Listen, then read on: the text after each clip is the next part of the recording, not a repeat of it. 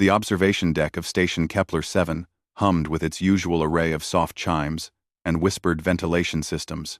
Lyra stood at the transparisteel viewport, her tri-jointed fingers pressed against the cool surface as she watched the distant nebula paint streaks of purple and gold across the void.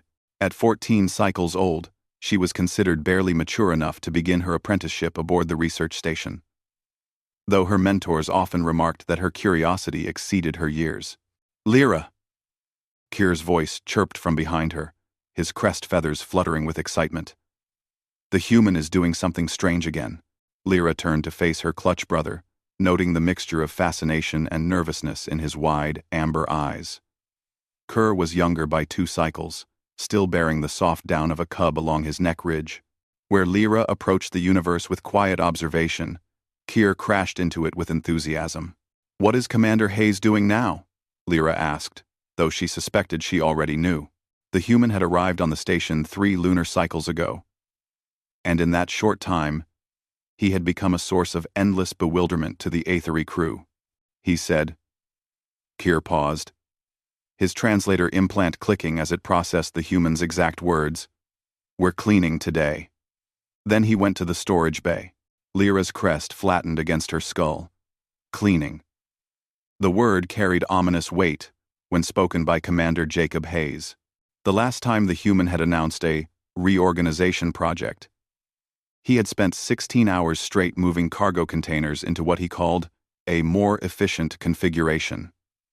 He hadn't slept. Endar hadn't eaten. Had barely paused for water. The Aethery crew had watched in horrified fascination as he worked with the relentless determination of a geological process. "We should help him," Lyra said, already moving toward the door. Kyr's feathers ruffled in alarm. "Help?" "Lyra, remember what happened when Station Master Kell tried to assist with his spring cleaning of the medical bay? She couldn't move her manipulators properly for 2 days. That's because she didn't understand human cleaning protocols," Lyra countered. "We'll be smarter. We'll observe first, then adapt." By the time they reached the common area, Commander Hayes had already transformed the space. Furniture had been pushed aside, floor panels were exposed, and an array of cleaning implements lay spread across every available surface like surgical instruments awaiting an operation. The human himself stood in the center of the chaos, wearing what he called old clothes. Garments apparently designated for destruction through vigorous labor. "Ah, cubs!" Hayes grinned when he spotted them, and Lyra noted the way his teeth showed a gesture she'd learned. Indicated friendliness in humans. Not a threat display. Perfect timing. "You two ready to help?" Kyr looked at Lyra with desperate eyes, but she was already approaching the human with careful steps. "We wish to assist, Commander," Lyra said formally. "Please instruct us in proper protocols." Hayes's expression softened in that peculiar way humans showed when they found something endearing. He gestured to 2 smaller implements. "All right, here's your swabs, well, mops, technically. We're going to clean every surface in this room. Floors, walls, everything." Kyr picked up the implement cautiously, as if it might explode. "Commander, our automated systems perform sanitation cycles every 3rd day. The contamination levels are well within safety parameters. Kid. There's clean? And then there's clean?" Hayes said. And Lyra recognized that particular tone, the one humans used when explaining concepts that made perfect sense to them, but seemed like madness to everyone else. Besides, sometimes you just need to do something with your hands. Helps clear the mind. For the next 3 hours, Lyra and Kyr learned what humans meant by elbow grease, a phrase that initially caused significant confusion since neither of them possessed elbows in the traditional sense. They scrubbed corners that automated systems missed, polished surfaces that were already gleaming, and moved furniture with a precision that seemed entirely arbitrary, yet somehow satisfied Hayes's mysterious criteria. Kyr complained constantly for the first hour, his feathers drooping with exhaustion. But gradually, Lyra noticed something changing. Her clutch brother's movements became steadier, more confident. When Hayes showed him how to tackle a particularly stubborn stain on the recreation panel, Kerr attacked it with the same ferocity he usually reserved for combat simulations.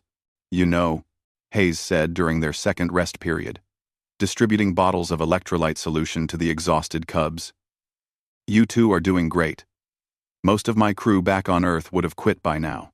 Your species willingly performs this activity?"